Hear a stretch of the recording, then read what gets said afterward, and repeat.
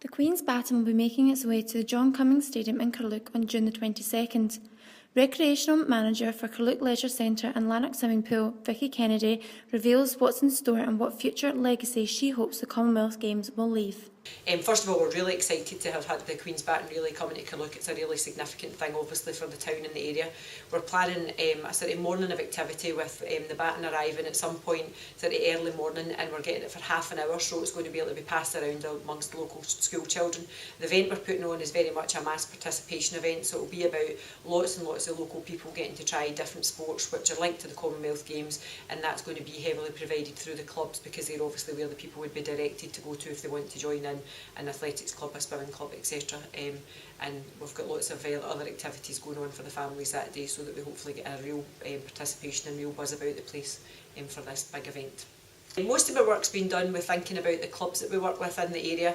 So we have a scheme called Club SL, which makes sure that we've got clubs verified above board, that they're well PVG checked, and that they've got well skilled coaches for the general public to attend. So what we're doing just now is looking and working with the clubs to look at their capacity and their coaching capacity and about the number of lets they have, so that when there's a real insurgence of sport, that the clubs are ready to take in people for the games. South Lanarkshire is also involved in provision of facilities. So for example, the Dolan Aqua Centre has been closed for 2 weeks to allow teams to train there in the run up to the games, and Blantyre and another couple of facilities are going to be used as well for some different sports. Mostly we're just obviously in a supporting role, helping Glasgow any plans. Within Carluke we've got a Clydesdale Tri-Fest coming on board on the 3rd and 4th of June, which is 50 days before the games.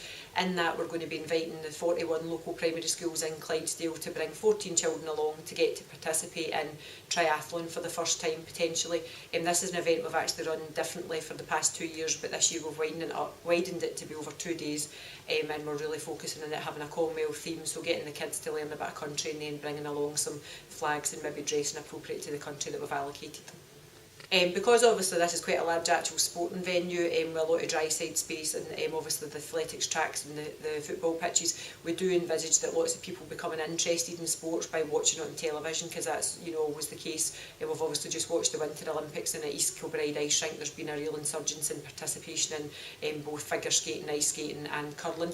So we expect that sort of same impact to be taken on the facilities and in the clubs that obviously use the facilities. So we're just really presuming and hoping that really creates a passion for people to try something different, something new, so increased participation figures going forward.